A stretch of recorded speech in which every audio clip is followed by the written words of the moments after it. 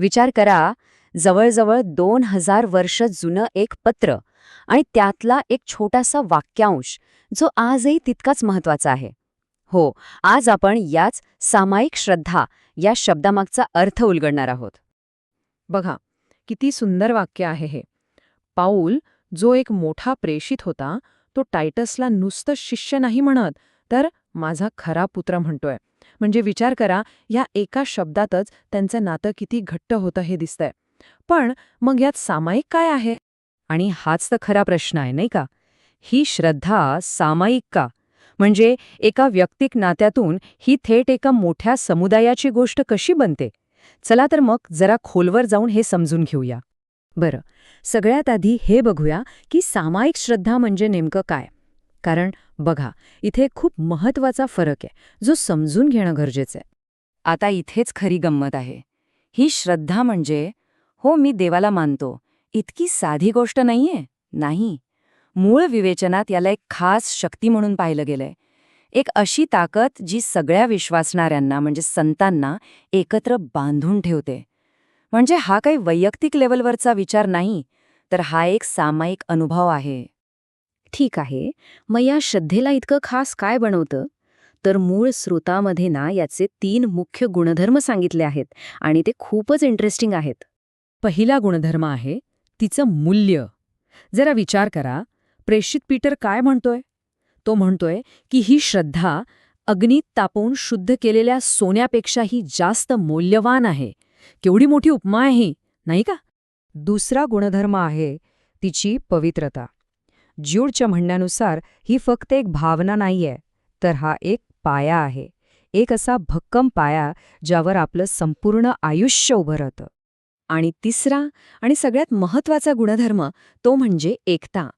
पॉलचं म्हणणं असं आहे की ही श्रद्धाच ती ताकद आहे जी वेगवेगळ्या पार्श्वभूमीच्या लोकांना एकत्र आणते आणि त्या सगळ्यांना एक बनवते. बरं, तर आपण पाहिलं की ही श्रद्धा मौल्यवान आहे, पवित्र आहे आणि लोकांना एकत्र जोडते. पण मग प्रश्न उरतोच की ही श्रद्धा येते तरी कुठून आणि ती काय सगळ्यांनाच मिळते? चला बघूया. तर मूळ विवेचनानुसार ना याची एक प्रोसेस आहे. 3 सोपे टप्पे आहेत. सगळ्यात पहिलं देवाचं वचन किंवा संदेश ऐकला जातो. मग दुसरा टप्पा एक दैविक कृपा मिळते आणि तिसरं याच कृपेमुळे मनात तो विश्वास रुजतो, तो सक्रिय होतो. पण इथे एक खूप महत्वाची गोष्ट सांगितली आहे जी आपल्याला विचार करायला लावते.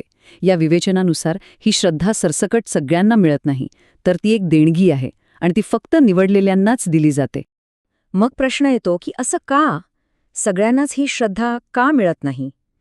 तर इथे एका मोठ्या अडथळ्याचा उल्लेख केलेला आहे. असं सांगितलंय की एक अशी शक्ती आहे जी लोकांची मनं जणू काही आंधळी करून टाकते, जेणेकरून त्यांना तो सुवार्तेचा प्रकाश, ती चांगली बातमी दिसूच नाही. ठीक आहे, तर आतापर्यंत आपण पाहिलं की ही श्रद्धा काय आहे, ती कशी मिळते. पण आता सगळ्यात महत्वाचा भाग, की ही श्रद्धा प्रत्यक्षात करते काय? तिची शक्ती काय आहे? आणि इथे आपल्याला काही जबरदस्त उदाहरणं पाहायला मिळतात. बघा, दावीद तो विश्वासाने धैर्याने बोलतो.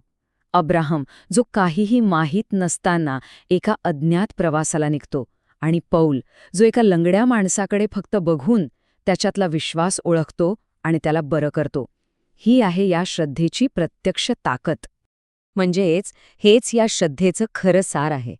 ही फक्त मनातली एक भावना नाही, ही एक क्षमता आहे जी अजून डोळ्यांना दिसत नाहीये, ते पाहण्याची आणि त्यावर कृती करण्याची क्षमता. तर आता आपण या सगळ्याच्या शेवटाकडे आलो आहोत. मग आपण यातून काय शिकलो? सामायिक श्रद्धा म्हणजे नक्की काय?